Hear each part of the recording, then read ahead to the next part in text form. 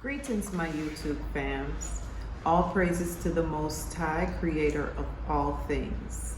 Today, I would like to touch a sensitive topic, I should say. First, I want to give my prayers to Turkey. I read today that there was a 7.8, if I'm wrong, excuse me, earthquake, and there was some fatalities there, and they're still going through the rubble.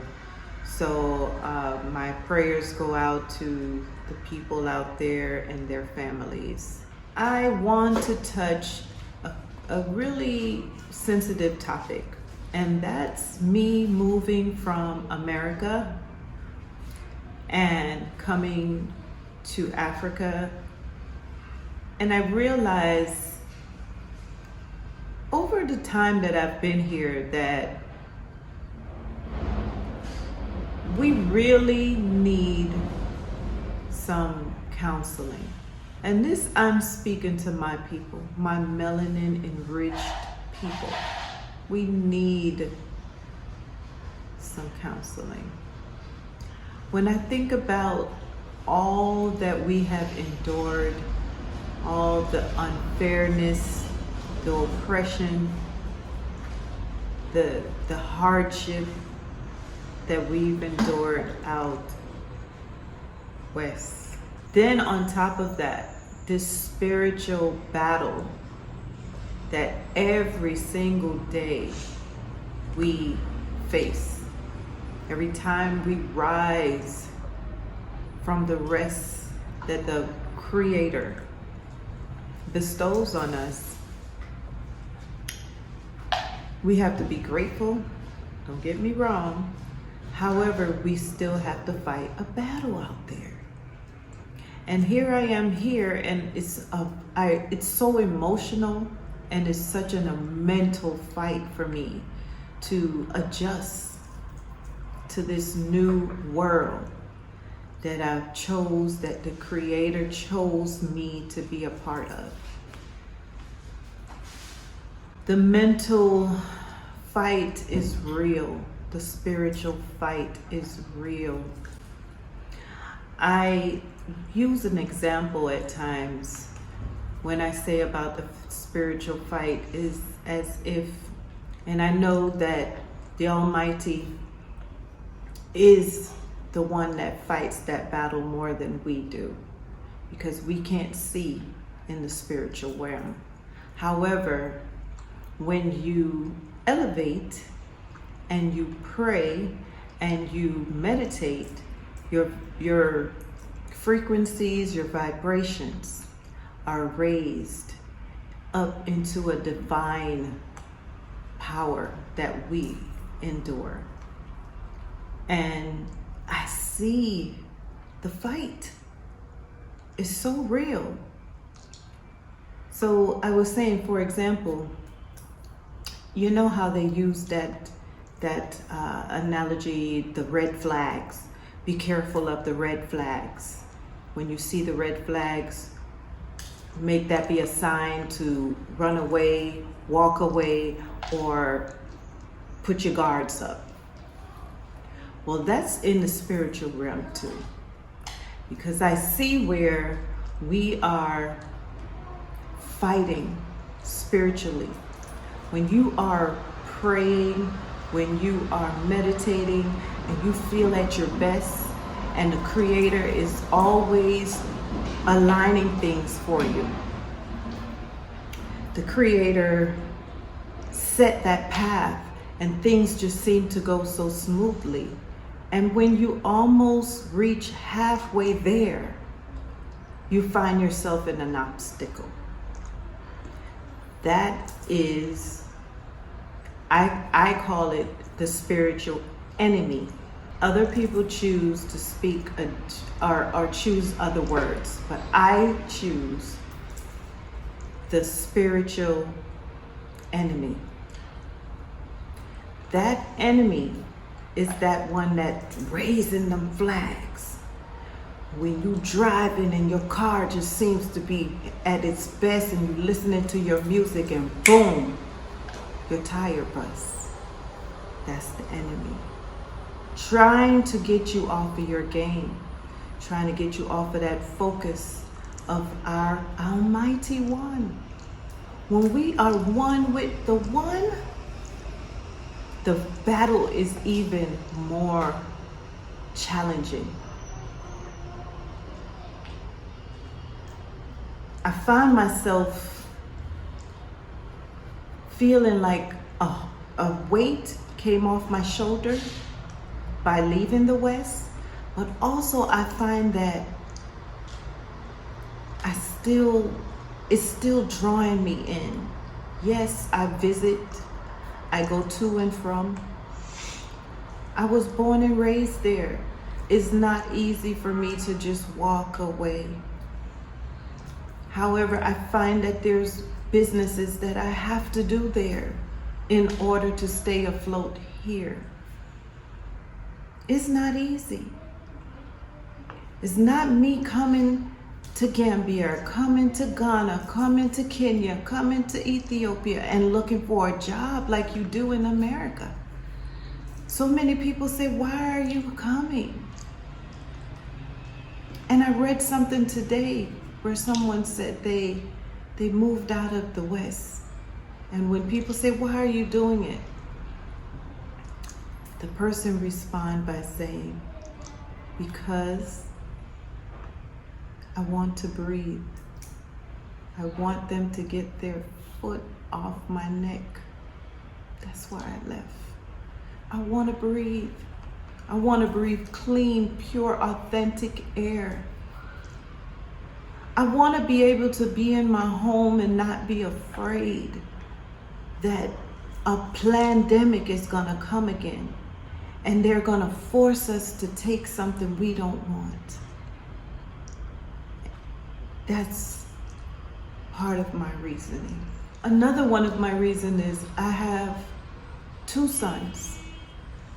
And I must say one of them passed the worst. He's an adult. He has my one and only granddaughter and I love her so. He's a great man. But I think he could have experienced some things that would have helped him in his growth process if we had left at an earlier stage. But right now, he's still in the West, and I have my second son that's here with me. You don't know how he goes to school out West, and I used to worry. We made sure we dropped him off to school. We picked him up. If I couldn't do it, I paid for Uber to do it because I didn't want him taking the bus and I didn't want him walking. Because life out there for a young man, melanin enriched young man, isn't safe. We had a thing that came out. I remember there was a message, a warning, like a police warning saying that our black males shouldn't walk alone. This was during the pandemic because they're being kidnapped, killed, and their body parts are being sold by, I'm gonna call them vanilla people. So not only that, the vanilla police officers, they target our sons, our melanin enriched sons. They target them. No matter how good you are, how much of an upright citizen you are a target as a male, melanin enriched young man. Even younger than that. We've had incidents where little children, 6, 7 years old, being handcuffed in school. Instead of them just taking them and speaking to them and explaining to them what they've done wrong and you know, just showing a child where they went wrong and show them the right way. No, not for my people. So, the mental health. For me, I sometimes sit back and I realize I do need a little counseling. I need a little counseling because I find that there is a lot of things on my mind. I feel like I've been had, lack of a better word. I feel like the deception and the manipulation from out west made me into a person that's angry at times. Angry sometimes for things I don't even know. When I think about it, it's not worth getting angry about. Don't get me wrong. Things and people push my buttons, push our buttons. However, the anger, I should be in control of my emotions. And I shouldn't let anyone push my buttons to bring me to an emotion that drains me. And that emotion is anger.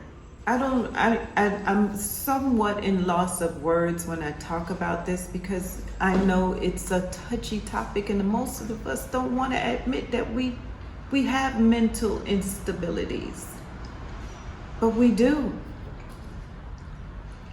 If we have to subject ourselves to a world where no one really showed love to us outside of our own race, and then some of us,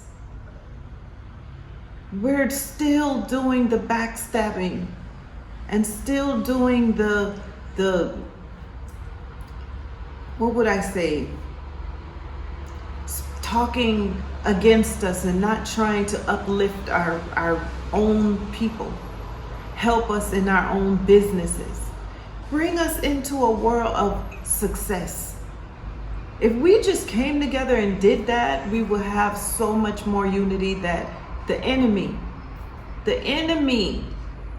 couldn't touch us.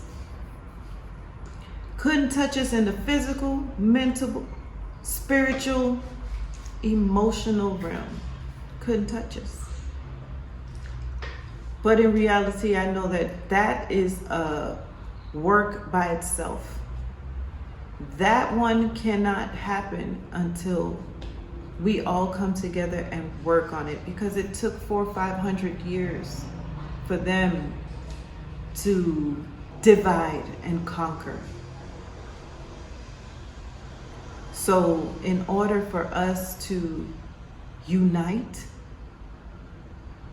and be loyal to each other, it's going to take some years. We might not make it for the next 400 years, so we need to get it together.